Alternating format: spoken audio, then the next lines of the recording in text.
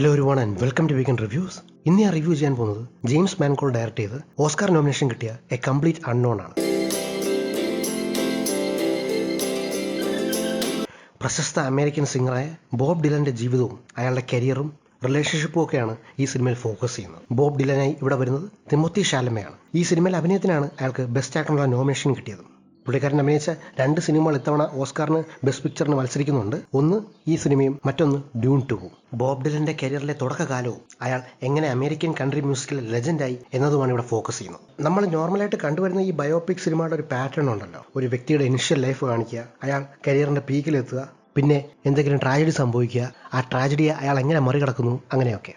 ഇവിടെ അങ്ങനത്തെ ഒരു പാറ്റേൺ അല്ല. അത്ര കോംപ്ലിക്കേഷനൊന്നും ഇല്ലാതെ വളരെ ലീനിയർ ഫോർമാറ്റിലാണ് ഇവിടെ കഥ പറഞ്ഞു പോകുന്നത്. ഒരു പോയിന്റ് എത്തിയപ്പോൾ ഡിലന് ഫെയിം കിട്ടുന്നുണ്ടെങ്കിലും ആർട്ടിസ്റ്റിക് ഫ്രീഡം കിട്ടാത്തതിൽ അയാൾ സ്ട്രഗിൾ ചെയ്യുന്നത് കാണിക്കുന്നുണ്ട്. അയാൾക്ക് അയാളുടെ കഴിവിൽ എക്സ്പെരിമെന്റ് ചെയ്യാൻ കഴിയുന്നില്ല എന്നത് ഇവിടുത്തെ ഒരു സപ്ലോട്ടായി വരുന്നുണ്ട്. സിമ്പിൾ ലൈറ്റ് ഹാർഡ് ആയിട്ടുള്ള രീതിയിലാണ് കഥ പറഞ്ഞു പോകുന്നത്. തിമോത്തി ഷാലമയ്ക്ക് ഇതൊരു കേക്ക് വാക്ക് റോൾ പോലെയാണ് എനിക്ക് ഫീൽ ചെയ്തത്. വോങ്ക എന്ന സിനിമയിലൂടെ പുള്ളി പ്രൂവ് ചെയ്തതാണ് തനിക്ക് നന്നായിട്ട് പാടാൻ കഴിയുമെന്ന്. സോ ഇവിടെ ആ സ്കിൽ നന്നായിട്ട് യൂസ് ചെയ്തിട്ടുമുണ്ട്. പക്ഷേ ഇവിടെ തിമോത്തിയുടെ റോളിനേക്കാളും പെർഫോമൻസിനേക്കാളും എനിക്ക് ഇഷ്ടപ്പെട്ടത് എഡ്വേർഡ് നോർട്ടന്റെ വേഷവും പെർഫോമൻസും ആയിരുന്നു. പീറ്റ് സീഗർ എന്ന ഫോക്ക് മ്യൂസിഷ്യന്റെ റോളായിരുന്നു ഇവിടെ. അത് സിനിമ കഴിഞ്ഞാലും ഓർത്തിരിക്കുന്ന ഒരു റോളാണ്. അതുപോലെ തന്നെ ബെസ്റ്റ് സപ്പോർട്ടിംഗ് ആക്ട്രസിനുള്ള നോമിനേഷൻ കിട്ടിയ മോണിക്ക ബാർബറോന്റെ വേഷത്തിനേക്കാൾ കൂടുതൽ എനിക്ക് ഇഷ്ടപ്പെട്ടത് എല്ലാ ഫാനിങ്ങിന്റെ പെർഫോമൻസും ആ ഒരു ക്യാരക്ടറുമായിരുന്നു. അതുപോലെ തന്നെ ഇവിടുത്തെ ആർട്ട് ഡയറക്ഷനും സെറ്റ് ഡിസൈനും നമ്മളെ 1960s അല്ലെങ്കിൽ ആ ഒരു കാലഘട്ടത്തിലേക്ക് തിരിച്ചു കൊണ്ടുപോകാൻ കഴിയുന്നുണ്ട്.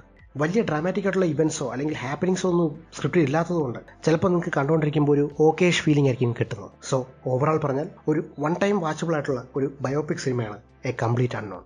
ഡയറക്ടർ ജെയിംസ് മാൻകോൾഡിന്റെ മറ്റ് വർക്കുകളായ ലോഗനോ അല്ലെങ്കിൽ ഫോർഡ് വി ഫെറാറിയുടെ അത്രയും എനിക്ക് ഇമ്പാക്റ്റ് ഫീൽ ചെയ്തില്ല.